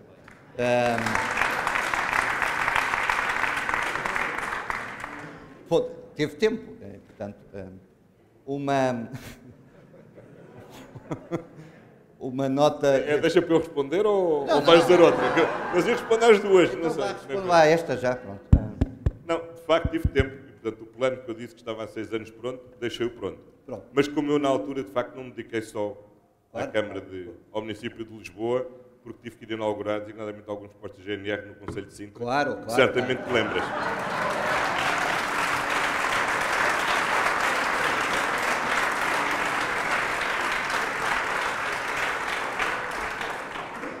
António, eu lembro-me bem porque apaguei-os, portanto, como você sabe, lembro-me bem que me custou, portanto, mas só uma nota, Sr. Professor, só uma nota em relação ao Dr. António Costa. Se há Presidente de Câmara em Portugal que não pode ter nenhuma razão de queixa do Governo, inclusive é do Ministro da Administração Interna, chama-se António Costa. Recebeu tudo do Governo o que quis. O Governo deu tudo ao Costa por causa do seguro. É isto tudo. Quer responder ou dá-me a palavra? Mas a pergunta vai-lhe a palavra com gosto, mas deixe-me só responder. Porque às tantas parece que quem está na oposição é o Fernando Seara. Quase parece, é verdade. Eu só gostava de dizer o seguinte. Eu já trabalhei com 3 governos. Tenho tido sempre a mesma doutrina e o Dr. António Proa, que me acompanhou nestes anos todos, sabe bem o que eu disse sempre. Os municípios e os governos não estão numa lógica de poder e contra-poder. São todos poder, cada um no seu escalão. Claro. E o município, capital do país, por maioria de razão, tem de saber dar-se sempre bem com os governos que estão em funções. Claro. Defendendo o que é comum, divergindo no que não é comum. Com o Dr. Mário Lino tive uma divergência de fundo quando ele excluiu o município de Lisboa da administração do metropolitano e aprovámos, aliás, uma moção bem violenta que lhe deve ter doído, espero que pelo menos tenha doído, porque era essa a intenção, é que lhe doesse mesmo. Mas não resolveu nada. Com o atual governo, temos tido pontos de convergência, como, por exemplo, o fim da sociedade de Frente Tejo e a entrega à Câmara da obrigação de reabilitação do Terreiro do Paço e da Ribeira das Naus, que tem sido bom para todos, e também pontos de divergência, como em matéria de transportes públicos, como em matéria da não transferência do policiamento de trânsito, como uma situação que também aguardo ansiosamente pelo dia 29, para finalmente o Sr. Secretário de Estado dos Transportes se digne entregar à Associação de Turismo de Lisboa o único imóvel que escandalosamente se arrasta por reabilitar em toda a zona do Terreiro do Paço, que é a antiga estação de Sul e Sueste, que é uma obra notável do arquiteto Cotinelli Telmo, que é incompreensível que continue por reabilitar e que devia ser a base de toda a atividade da náutica turística na cidade de Lisboa e mais um polo de animação da cidade de Lisboa. Portanto, eu não mando aqui a queixar dos governos, porque as pessoas não me elegem para eu me queixar de quem quer que seja. Elegem-me e pagam-me para eu resolver os problemas. Agora, divides quando divides, concordo quando concordo. Muito bem.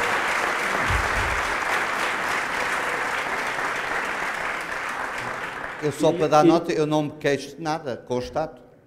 O Dr. António Costa podia ter dito que o Ministro da Administração Interna e bem, e não só, acabou de dar, e bem, eu aplaudo, o edifício do Governo Civil, uma parte à Câmara de Lisboa e outra parte à Escola de Belas Artes. Está mal informado. É pena, mas está mal informado.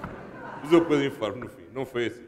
Não foi assim, não. É assim porque não é assim, não. Não é. Vai ver se não é assim. Eu sei que não é assim. Pronto. Eu sei que Bom, não é assim. talvez isto deve ser um facto relativamente simples de apurar, podemos fazer após a sessão. Não. Não é assim, não. Eu posso explicar já agora, só para não haver nenhum mistério. Não há nenhum mistério nisto. Vamos lá ver o seguinte. Há muitos anos que há uma ambição da cidade, plasmado, aliás, no plano de valorização da Baixa Chiado, desenvolvido pelo comissariado presidido pela doutora Maria José Nogueira Pinto, de transformar o quarteirão, onde está o Museu do Chiado e a Escola de Belas Artes, no quarteirão das artes. Houve um protocolo assinado ainda, creio que o primeiro ou o segundo governo de Sócrates, já não me lembro bem, no sentido de sair de lá o comando metropolitano da PSP, sair de lá o governo civil e ser entregue metade para a expansão do Museu do Chiado e outra metade à Escola de Belas Artes.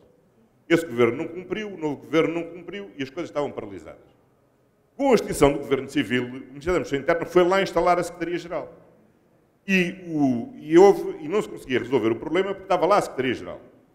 O município, por uma permuta que fez com o Santander, recebeu 3 prédios na Rua do Ouro, onde iria instalar serviços do município. O anterior secretário de Estado, Juvenal Peneda, visitou os edifícios, telefonou e disse: olha, estão ali 3 edifícios que nos resolviam o problema. Nós instalávamos lá a Secretaria-Geral do MAI, libertávamos o espaço lá em cima e aí o Museu do Chiado e a Escola de Belas Artes podem crescer. Disse: muito bem, nós vendemos ao Estado pelo mesmo preço que recebemos do Santander, são 5 milhões de euros, creio eu. Ele disse: há uma dificuldade, é que nós neste momento não temos dinheiro, não podemos comprar. Eu disse: está bem, mas então ficam com contrato de promessa, compram mais, pagam mais tarde. Aí o Ministério das Finanças não nos autoriza a comprar. Disse: ok, então vamos arrendar. Disse: vamos arrendar como? Eu também não posso. Disse: então vamos fazer um período de carência. Vamos fazer um período de carência até a Troika se ir embora, o Estado não paga à Câmara a renda dos prédios. Ele disse: olha, nem isso posso. Disse: quer dizer, há aqui desculpe lá, mas eu de facto, eu não posso dispor do património municipal como se fosse meu e dar ao Estado 3 edifícios que valem 5 milhões de euros sem nenhuma contrapartida. Foi-nos então sugerido, então porque é que não ficam com uma parte do Governo Civil? Bom, e nós fomos lá ver.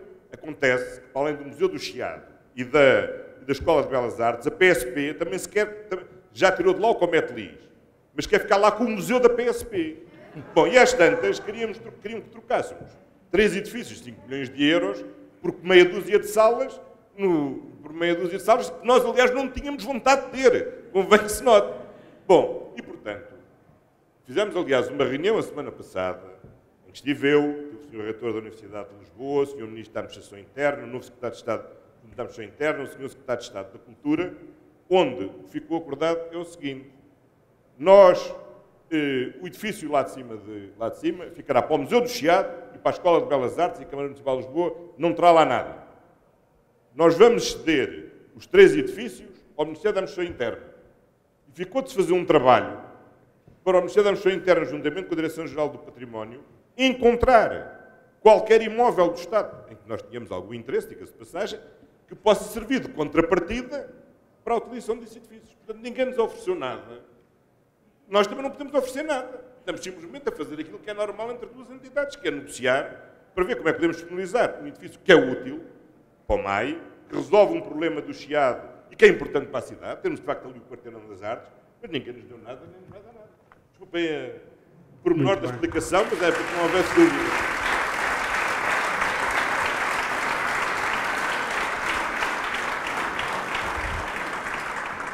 Prontos. Vou fazer uma intervenção. Não estava planeado.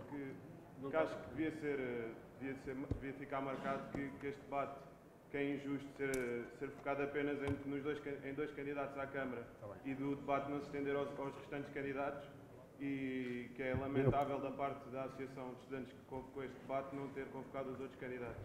Fica registado, embora os outros candidatos, tanto quanto sei, foram também contactados. Eu já passo a palavra ao Pedro para esclarecer isso. Eu gostava só de aproveitar esta oportunidade, em vez de ter aqui os dois candidatos à Câmara. Portanto, o Instituto Superior Técnico é uma escola, uma faculdade da Universidade de Lisboa. É uma escola que já tem mais de 100 anos, tem a sua direção independente, tem uma grande autonomia, tem cerca de 10 mil alunos neste campus, tem um polo em Oeiras, tem um polo em Louros, não sei se isso é de conhecimento. Temos tido uma boa colaboração com todas estas câmaras.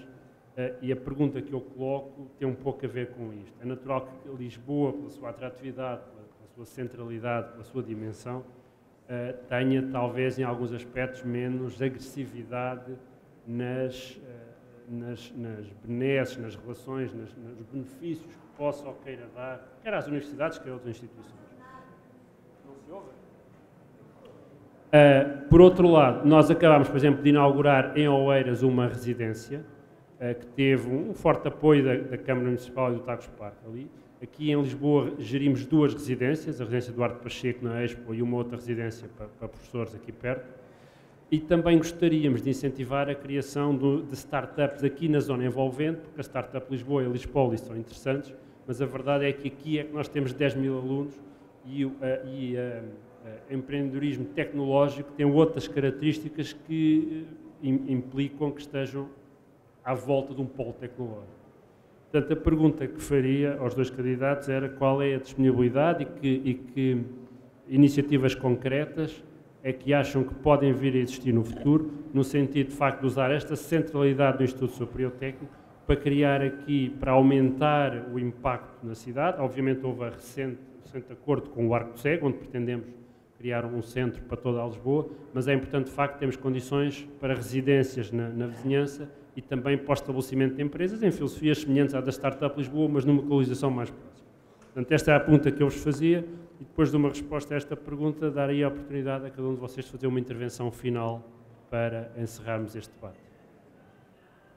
Professor, da minha parte, o que Vossa Excelência acabou de dizer confirma alguns dos pontos que eu, ao longo desta hora e meia, venho assumindo, não é? Aquilo que Vossa Excelência acabou de citar no princípio, numa das minhas intervenções sobre os mecanismos de atratividade e ligação do município de Lisboa com as universidades é fundamental. A questão das residências sociais para universitários é importante. É evidente que a criação de um polo à volta de uma instituição como o IST aqui é estruturante. E, portanto, da minha parte, Vossa Excelência só me veio dizer e só veio confirmar que, em algumas periferias e em alguns municípios de Lisboa, há elementos de atratividade que Lisboa tem que desenvolver, que Lisboa tem que concretizar e que tem que apoiar. Ainda há pouco tempo, como deve saber, estive com o magnífico reitor da Universidade de Lisboa, oriundo desta casa, e tive consciência do conjunto dos desafios e também do conjunto das angústias. Uma das angústias, claramente, é ao nível do número de camas disponibilizáveis aqui em Lisboa para o conjunto dos estudantes do Instituto Superior Técnico. E, portanto, mas isso também tem a ver com alguma questão onde o Dr. António Costa suscitou aqui aquilo que se pode chamar uma segmentação, que é a questão Lisboa no espaço metropolitano versus Lisboa no espaço da capitalidade atrativa contemporânea. E isso é uma das questões, porventura, em alguns casos dolorosas, mas como, citando Stuart Mill, a política é prazer e dor. A política é prazer e dor. E nós temos que saber, em alguns casos, ponderar o prazer e atenuar a dor. Essas são as questões centrais. Mas, no resto, que Vossa Excelência disse, qualquer político responsável contemporâneo, candidato a gestor de uma capital-região como é Lisboa, tem que dizer, tem razão, tem que dizer, temos que criar as condições para o concretizar, tem que lhe dizer, em alguns casos, vou-lhe dizer, é preciso mais disponibilidade financeira da Câmara Municipal de Lisboa para esses tipos de mecanismos. Naquilo que, com certeza, vai ser desenvolvido ao longo de 4, 8 e 12 anos. É evidente que a escassez de recursos ou a escassez de tesouraria é uma coisa. Agora, definir prioridades nessas matérias, a Lisboa universitária, a Lisboa cidade Erasmus, sem pôr em causa outras realidades, onde está o apoio social como uma questão, para mim, estruturante, para um nível de coesão social e um nível de coordenação de competências entre o município, a Santa Casa da Misericórdia de Lisboa e a Segurança Social, são realidades efetivas. Portanto, Vossa Excelência disse, confirmou o que eu afirmei e, com certeza, o Dr. António Costa dirá o mesmo que eu e confirmará essa realidade estratégica. António Costa. Obrigado. Vamos ver o seguinte, nós temos todo o interesse em desenvolver parcerias e compreendemos que as parcerias devam desenvolver-se, percebo, o mais próximo possível da sede dos parceiros. Às vezes é fácil, conseguimos fazer convosco aqui no Arco Cego, conseguimos fazer com o ISCTE, com a nova incubadora que utilizámos os pisos térreos dos prédios da EAPUL, na Avenida das Forças Armadas. Eu não me recordo, na envolvente imediata do técnico, nenhum espaço nosso que nos possamos utilizar como base da parceria. Se o identificar, vamos ver se ele é possível. Recordo-me, já dentro do bairro do Arco Cego, temos de facto ali uma área onde está um arquivo municipal, havia um antigo mercado, poderíamos mobilizar para algo deste tipo, mas se alargarmos um pouco mais a área de influência, talvez encontremos coisas. Porque, de facto, uma das coisas que se tem vindo a verificar é que há hoje uma utilização mais inteligente dos espaços que estão vazios. E as experiências da fábrica do Braço de Prata e da LX Factory foram extremamente inspiradoras. E até a STAM, que é uma empresa, como sabem, depende do Governo, concluiu que era melhor abrir o antigo Hospital do Desterro e permitir que aí surja uma nova LX Factory do que o manter, pura e simplesmente, encerrado. E aí sim, por exemplo, no Desterro, também não é muito longe, há condições para poder desenvolver projetos dessa natureza.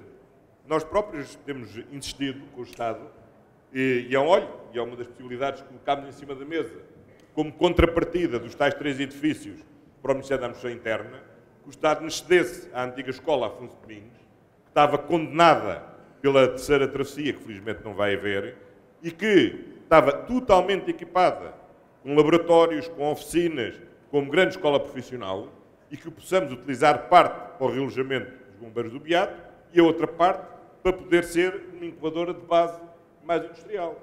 Está neste momento no mercado uma antiga fábrica de metalomecânica com alguma dimensão e estamos neste momento em contacto precisamente para ver se podemos adquiri-la, não porque nos queiramos dedicar à metalomecânica, mas que possa servir como base para projetos nessa área industrial. Agora, portanto, vontade existe, coincidência de pontos de vista existe, a questão é saber se há a oportunidade na imediata envolvente. Se conhecer algo, é dizer-nos que estamos certamente interessados em ser vossos parceiros também nesse projeto. Vamos lançar esse processo. Antes de passar a palavra aos candidatos para uma breve intervenção final, ao Pedro Sereno, se quer fazer algum comentário final ou relativamente à questão que foi levantada ou ao debate em geral. Bem, antes de mais, em resposta ao pedido de intervenção que foi aqui colocado, dizer que neste momento há 9 candidatos à Câmara Municipal de Lisboa, representam 14 partidos diferentes, portanto, em termos logísticos, em termos de conciliação de agendas, seria muito complicado.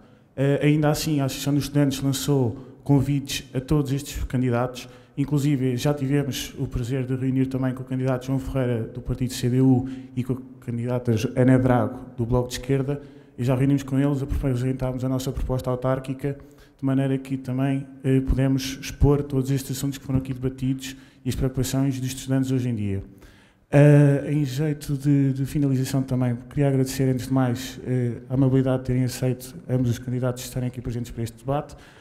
Agradecer também ao professor Arlindo Oliveira e todo o apoio do Conselho de Gestão e do GCRP, Gabinete de Comunicação e Relações Públicas do Instituto Superior Técnico, pelo apoio que nos foi cedido. Dizer também que a Associação dos Estudantes do Instituto Superior Técnico, juntamente com as principais associações académicas, lançaram uma campanha há pouco tempo que é Eu Mando, ou seja, que é vocacionada para todos os jovens do país, incentivar ao voto. Podem nos consultar no Facebook. Portanto, acima de tudo, o que nós queremos é que não haja, que todos os jovens vão votar, que não haja, perdão, que todos votem. Portanto, muito obrigado a todos. Okay.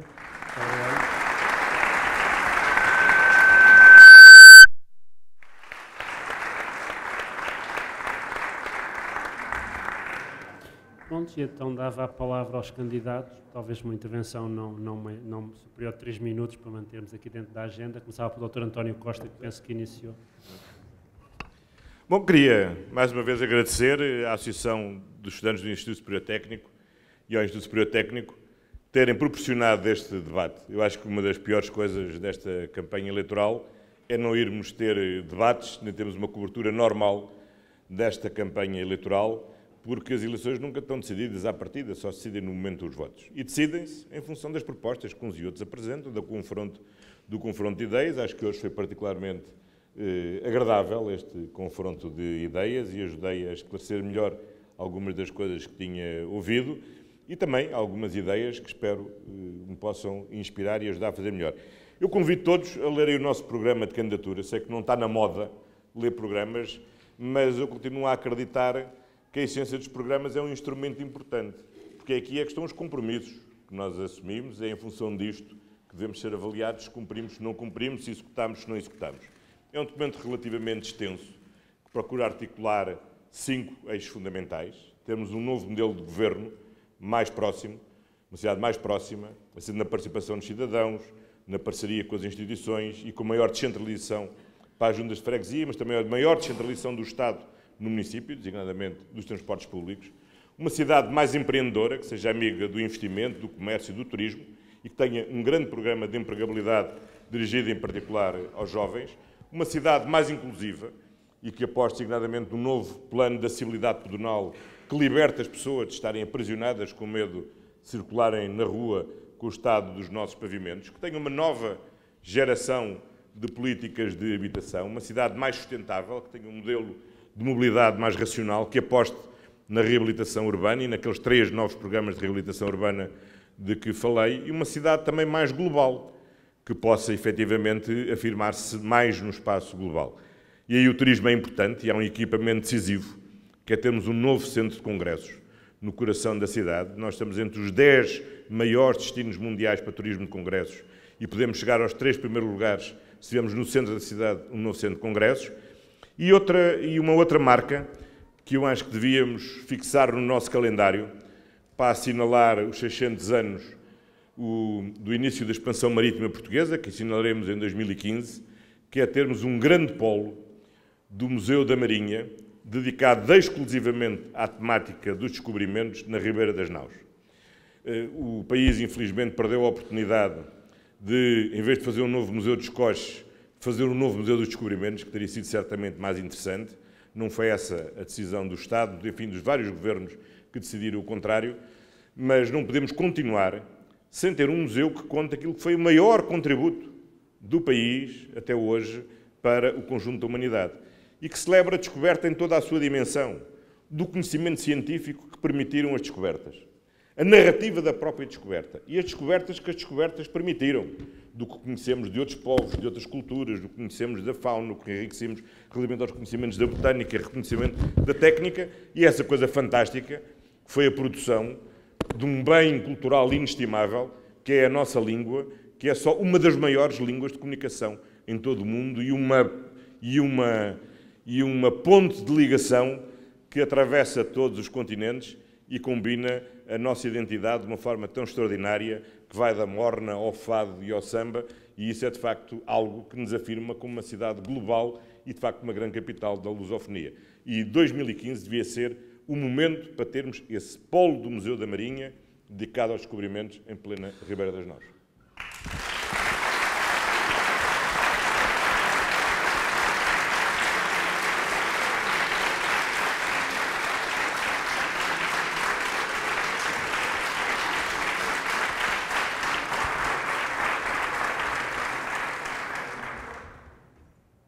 Eu acho que Lisboa é a cidade capital de uma região, e a cidade capital de uma região lembra-me um bocadinho o Alexandre O'Neill. O Alexandre O'Neill tem um poema muito bonito em que escreve na parte final: o infinito diz-lhe que faz bem ao infinito estar entre a gente. No final deste debate, senti-me bem no meio de tanta gente. Gente diferente, gente que apoia bem o Dr. António Costa, gente que sente Lisboa como eu. Isto é o pluralismo contemporâneo, é o pluralismo democrático, é o pluralismo que aceita na diferença que cada um de nós tem ideias sobre Lisboa. Por vezes, ideias comuns. Lisboa, cidade incubadora, Lisboa, cidade inclusiva, Lisboa, cidade atrativa, Lisboa, cidade Erasmus, Lisboa, cada vez mais cidade de múltiplos turistas e de múltiplas atratividades. Isso é bom, porque significa que, apesar dos tempos e apesar das circunstâncias, há gente em Portugal que, em questões essenciais, pensa da mesma maneira. Eu, noutros casos e noutras situações, diferencio-me do Dr. António Costa. Eu quero que o aeroporto fique na Portela, que se chame Aeroporto da Portela. Eu não quero a nova travessia do Tejo. Eu quero candidatar rapidamente a Baixa a Património da Humanidade. Eu também defendo, como ele, e ainda bem que chegou, o Museu das Descobertas. Há questões que nós os dois, nessa matéria e nessa visão estratégica da cidade, nas grandes questões, porventura temos que estar de acordo. É assim que se projeta a cidade. Acabou de fazer um PDM, tem que ter estabilidade. Mas depois, a minha diferença em relação ao Dr. António Costa é na pequena coisa, no dia a dia, na limpeza urbana. Eu não posso esperar pelo dia 1 de janeiro de 2014 para ter a limpeza urbana cotidiana em Lisboa. Eu não posso estar nas pequenas coisas à espera da nova organização e da nova gestão. O que nós temos que pensar no cotidiano é que cada lisboeta se sinta bem no seu bairro, na sua rua, na sua esperança concreta. E é isso que faz Lisboa diferente. O que faz Lisboa diferente, hoje em dia, é resolver os pequenos, que são os grandes problemas de cada lisboeta. Porque no nascimento, citando o Padre António Vieira, no nascimento somos filhos dos nossos pais. Na ressurreição somos filhos das nossas obras. E a nossa obra, como responsável político local de cada espaço, de cada município e de cada comunidade, é resolver o pequeno, que é o grande problema de cada lisboeta e de cada lisboeta concreta. Porque a cidade de Lisboa, a cidade que todos amam e onde vivem, é a cidade das pessoas em concreto, que choram e riem, que cantam o fado e a morna, mas acima de tudo, que se sentem bem entre a gente. Sentimos bem, e eu senti-me bem aqui, Sr. Professor, meu caro António também, sabe, apesar de tudo, a Comissão Nacional de Eleições ainda não percebeu que há gente que se sente bem nesta liberdade que todos conquistamos. Muito obrigado.